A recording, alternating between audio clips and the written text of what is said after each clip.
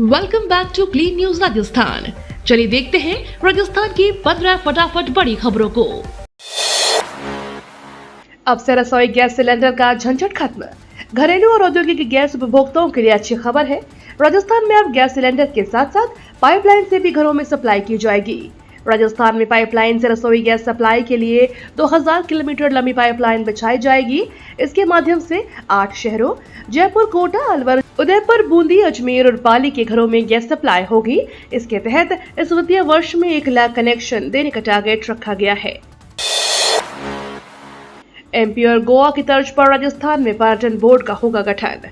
राजस्थान में भी मध्य प्रदेश और गोवा की तर्ज पर पर्यटन बोर्ड बनाया जाएगा। राज्य सरकार द्वारा पर्यटन बोर्ड स्थापित करने को लेकर वित्त मंत्री द्वारा बजट घोषणा की गई है। पर्यटन उद्योग क्षेत्र के लोगों का कहना है कि पर्यटन बोर्ड सरकार और होटल इंडस्ट्री के बीच कम्युनिकेशन का जरिया बनेगा। इसके साथ ही प्रदेश के पर्यटक स्थलों का प्रचार प्रसार करेगा।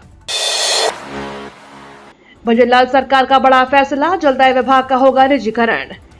राजस्थान सरकार ने जलदाय विभाग का निजीकरण करने का फैसला लिया है। अब इसे Rajasthan water supply and sewerage corporation के नाम से जाना जाएगा। इस बदलाव की तैयारी जलदाय विभाग ने शुरू कर दी है और पानी के बिल और आदेश भी अब RWSAC के नाम से आने लगे हैं। बताया जा रहा है कि जलदाय विभाग को ऋण प्राप्त करने में कठिनाइयों का सामना करना पड़ रहा था। इस समस्या का समाधान करने के लिए विभाग ने निजीकरण का रास्ता चुना है। किरोड़ी लाल के काफिले में हादसा, डंपर को बचाने के चक्कर में 3 गाड़ियां टकराई। राजस्थान में किरोड़ी लाल मीणा के काफिले में हादसा हुआ है। सवाई माधोपुर जिले के मलाना डूगर थाना क्षेत्र के लालसोट कोटा मेगा हाईवे पर भाड़ौती पुलिस चौकी के सामने रविवार को डॉक्टर किरोड़ी लाल मीणा के काफिले में शामिल 3 गाड़ियां आपस में टकरा गईं।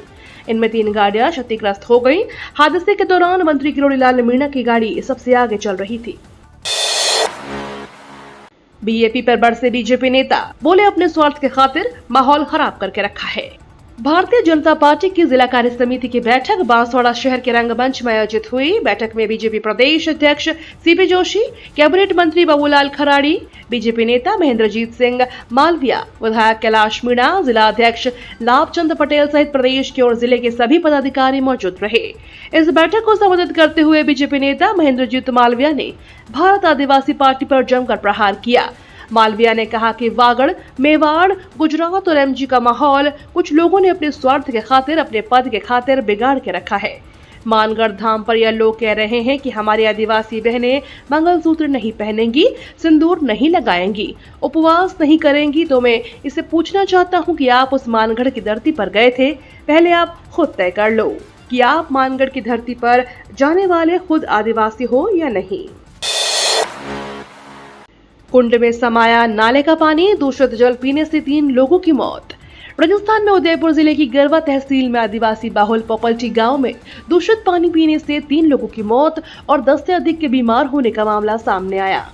प्राप्त जानकारों के अनुसार पोपल्टी गांव के नाले में बनाए गए खुले कुंड में से लोग पीने के पानी का उपयोग करते हैं। अभी मानसून की बारिश के बाद नाले का पानी खुले कुंड में घुस गया, जिससे यह पानी दूषित हो गया था। क्षेत्र में पेयजल की व्यवस्था नहीं होने से ग्रामीण इसी कुंड से पानी का उपयोग कर रहे थे। बताया गया है कि इसके कारण पिछले 3 दिनों में 2 बच्चों और महिला की उल्टी दस्त के दौरान मौत हो गई तथा 11 लोगों के समीप के नाई समुदाय स्वास्थ्य केंद्र पर उपचार किया जा रहा है। इंडियन नेवी में नौकरी की भरमार, 1,12,000 पाए नौकरी। भारतीय नौसेना में नौकरी की तलाश में भटक रहे युवाओं के लिए बेहतरीन मौका है। इसके लिए नौसेना ने सामान्य केंद्र सेवा समूह B, सामान्य केंद्र सेवा समूह C, फायरमैन, फायर इंजन चालक, tradesman met, pest control worker, cook और मल्टीटास्किंग स्टाफ के लिए भर्तियां निकाली हैं। जो भी उम्मीदवार इन पदों के लिए आवेदन कर रहे हैं वे भारतीय नौसेना की आधिकारिक वेबसाइट joinindiannavy.gov.in पर जाकर अप्लाई कर सकते हैं। इन पदों के लिए आवेदन प्रक्रिया शुरू हो चुकी है। राजस्थान में तूफानी बारिश का तांडव, IMD ने सभी जिलों के लिए जारी किया अलर्ट। राजस्थान में पिछले कुछ दिनों से लगातार मानसून अपना कहर बरपा रहा है। इस बीच मौसम विभाग ने जयपुर, दौसा, अजमेर, भीलवाड़ा समेत सभी जिलों के लिए बारिश का अलर्ट जारी किया है। हालांकि बारिश की वजह से उमस और बढ़ गई है। वहीं प्रदेश के कई जिलों का तापमान 40 डिग्री के आसपास बना हुआ है। राजस्थान के गुजरने वाली 9 ट्रेनें रद्द, 27 आंशिक रद्द। राजस्थान से गुजरने वाली 9 ट्रेनों को 2 दिनों के लिए रद्द कर दिया गया है। वहीं 27 ट्रेनें बदले रूट से चलेंगी। ऐसे में जयपुर, गांधीनगर, कनकपुरा से यात्रियों को थोड़ी असुविधा का सामना करना पड़ेगा। दरअसल अहमदाबाद से दिल्ली तक ट्रेनों की स्पीड 130 किलोमीटर प्रति घंटा की कवायद तेज हो गई है। अगले 2 सालों में दिल्ली, जयपुर, अहमदाबाद के बीच ट्रेन 130 किलोमीटर प्रति घंटा की स्पीड से दौड़ेंगी। इसके लिए कल कनकपुरा से जयपुर और जयपुर से गांधीनगर सुबह 8 बजे से शाम 7 बजे तक आवाजाही पर असर पड़ा। रामगढ़ बांध में अतिक्रमण के सर्वे के लिए 4 सदस्यीय समिति का गठन। राजस्थान के जल संसाधन मंत्री सुरेश सिंह रावत ने रामगढ़ बांध क्षेत्र में अतिक्रमण के संबंध में तथ्यात्मक जानकारी प्राप्त करने के लिए विभागीय समिति का गठन करने के निर्देश दिए थे। विभाग की ओर से तत्काल कार्रवाई करते हुए अतिरिक्त मुख्य अभियंता की अध्यक्षता में 4 सदस्यीय समिति का गठन कर दिया गया है। समाचार पत्रों में बांध के क्षेत्र में अतिक्रमण से संबंधित फोटो पर सुरेश सिंह रावत ने गंभीरता से लेते हुए इसे सर्वे के निर्देश दिए थे। जल संसाधन मंत्री सुरेश सिंह रावत ने कहा कि यदि अतिक्रमण से संबंधित रिपोर्ट सही पाई जाती है तो उस पर तत्काल कार्रवाई की जाएगी। शिक्षा के क्षेत्र में राजस्थान की बड़ी छलांग। मजन लाल शर्मा सरकार ने राजस्थान की शिक्षा प्रणाली में क्रांति लाने के लिए एक बड़ा और महत्वपूर्ण कदम उठाया है। 50% सकल नामांकन अनुपात के लक्ष्य को हासिल करने के उद्देश्य से उच्च और तकनीकी शिक्षा के लिए 31,000 करोड़ रुपए का ऐतिहासिक अनुदान स्वीकृत हुआ है। इस निर्णय से राजस्थान में शिक्षा का स्वर्णिम युग शुरू होने जा रहा है। एशिया कप में भारत ने यूएई को 78 रनों से हराया, पेश की सेमीफाइनल की दावेदारी।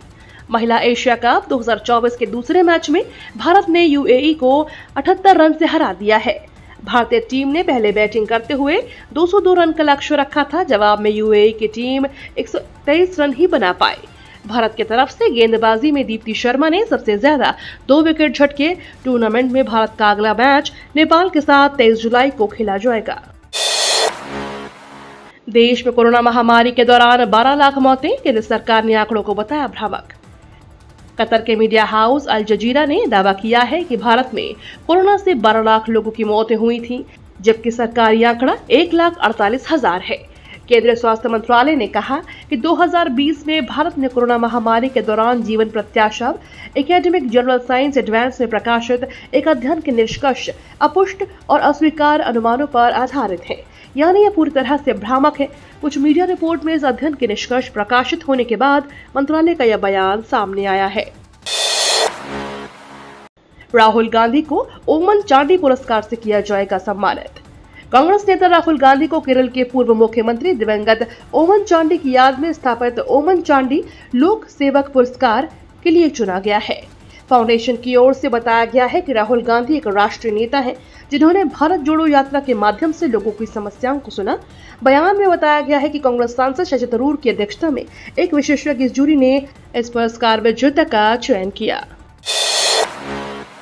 जल्द गिर जाएगी केंद्र सरकार, टीएमसी की रैली में अखिलेश का बीजेपी पर हमला।